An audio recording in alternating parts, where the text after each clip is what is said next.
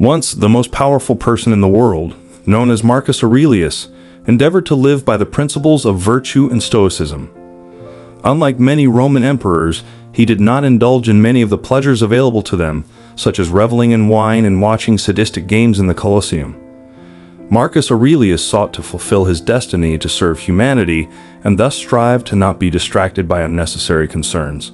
He understood that not everything deserved his attention and value, in accordance with the fundamental tenets of Stoicism. According to this philosophy, it is important to distinguish between what we can control and what lies beyond our power. Marcus Aurelius maintained that the majority of life's aspects are beyond his control, and therefore it is not worth obsessing over them. He realized that by allowing external forces to govern his thoughts and actions, he would forfeit his freedom and fall prey to their manipulations. Thus, he focused only on tasks he deemed important and conducive to fulfilling his mission. This allowed him to avoid unnecessary worries and concentrate on what truly mattered to him and to those around him. This could simply be a path to a happy, carefree life. When life hurts, what things should we stop worrying about? And how do we do it? This video offers a free exploration and interpretation of Marcus Aurelius' philosophy on worrying less about things that are not worth valuing in our thoughts. Marcus Aurelius repeatedly distinguishes between the present, the past, and the future. In each category, the ancient Roman emperor has something to say about how much we care about them, rightly or wrongly. For clarity and structure, this video is divided into these categories, starting with the future. As noted, we often suffer more in our imagination than in the reality of our lives.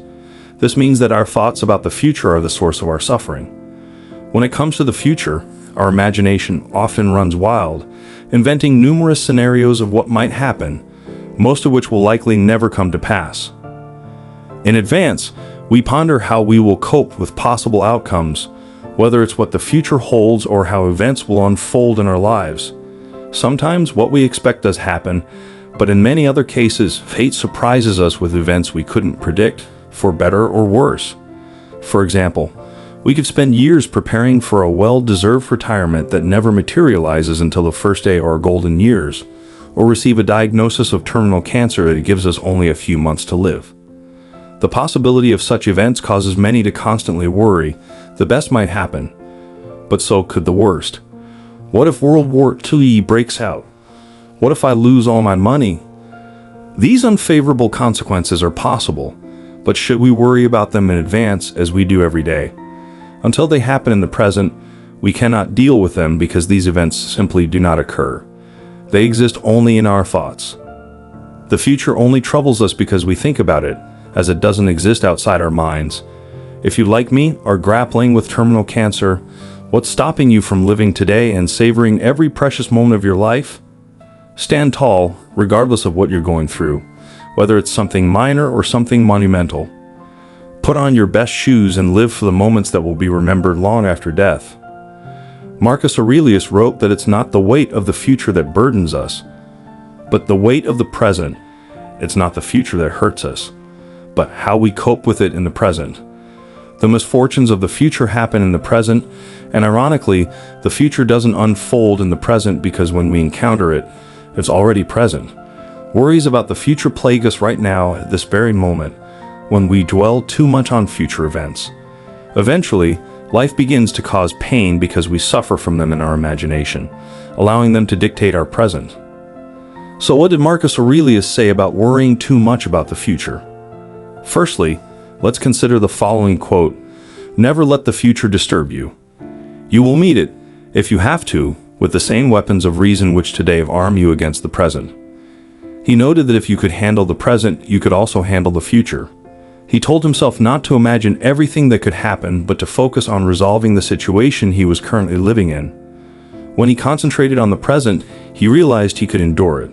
If that's the case, why couldn't he cope with what lies ahead? This attitude echoes the idea of amor fati, love of fate, but with the conviction that we're capable of passing through it. Marcus Aurelius reminded himself how existence swiftly passes and disappears into the infinite beyond our reach.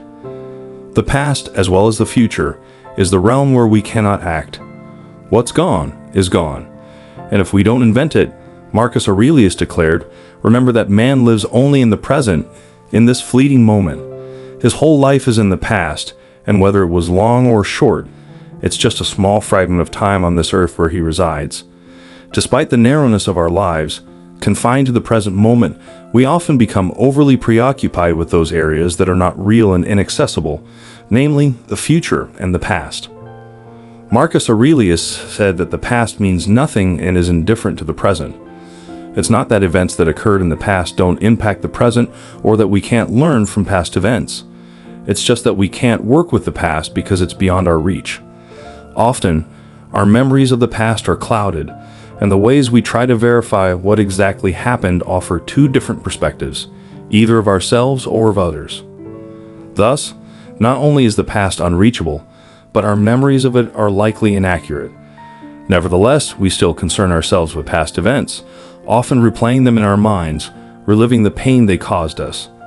Some believe that by reflecting on the past, we can control it, but this is an illusion. The past is gone. All we're attempting to control are our thoughts about what's gone, and we can never truly change it. Many say, I wish I could have done it differently, but they're desiring the impossible. These thoughts yield nothing as they evoke desires we can never fulfill. Instead of focusing on past events, Marcus Aurelius concentrated on his reaction to them. We cannot control past events, just as we likely couldn't when they happened in the present. However, we can control our stance toward these events. At first glance, we might consider the past as misfortune. Perhaps we had a difficult childhood or experienced the end of a friendship or failed business ventures. But according to Marcus Aurelius, the nature of these events isn't as crucial as how we handle them. He stated, it's not misfortune, it's fortune. What happened is not an obstacle to being unspoiled, not frightened, and free of compulsion in dealing with the present or being satisfied with the future. It could have happened to anyone, but not everyone could remain unharmed. Why is the first misfortune and not the second fortune? Can you truly call it misfortune if it doesn't violate human nature? Or do you think that something not contrary to nature can violate it? But you know what nature demands.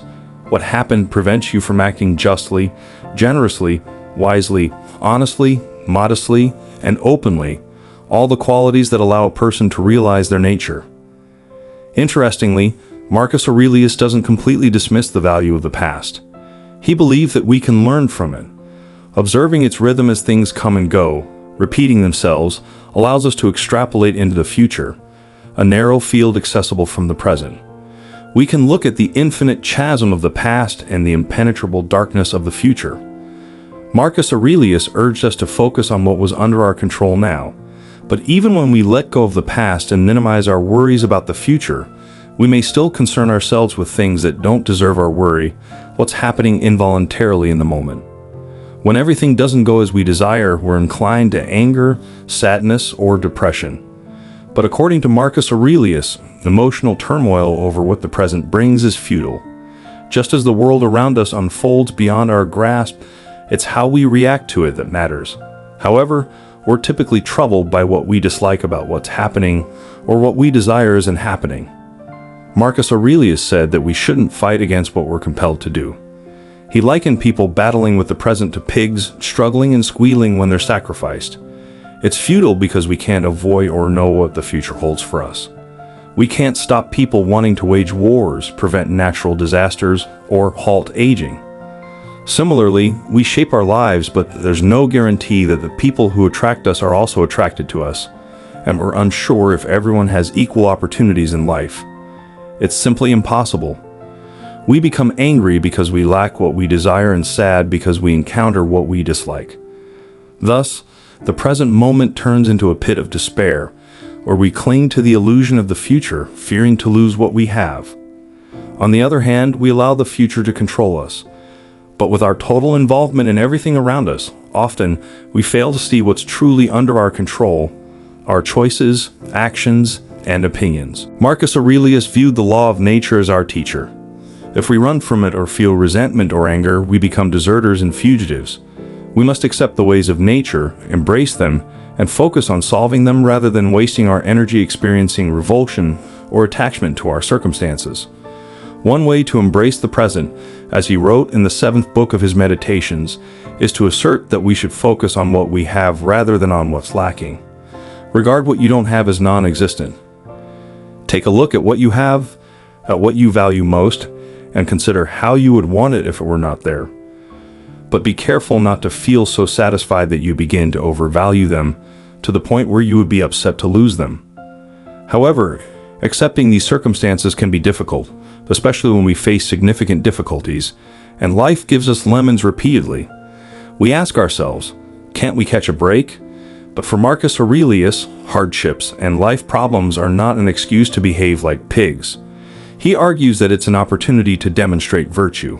In other words, to apply historical philosophy to our lives, the art of living is not about how improbable and random our external circumstances are because they are inconsistent, fragile, and not ours. It's about how we deal with the events we encounter. That's what we should care about. Do everything possible to live today. Live better than you can regardless of your physical, emotional, financial, or any other situation. Try to start making changes with something within your reach. Just start. Don't look at others. Don't look into the future. Don't dwell on the past. Look at what's in front of you and start. I hope you can achieve the positive results you desire for your life. Remember, your motivation may fade at some point, but remaining consistent in everything you do. Thanks for watching the video so far. Don't forget to enjoy the video and subscribe to the channel if this content has been rewarding for your life. I'll leave 2 videos here that you might want to watch until next time.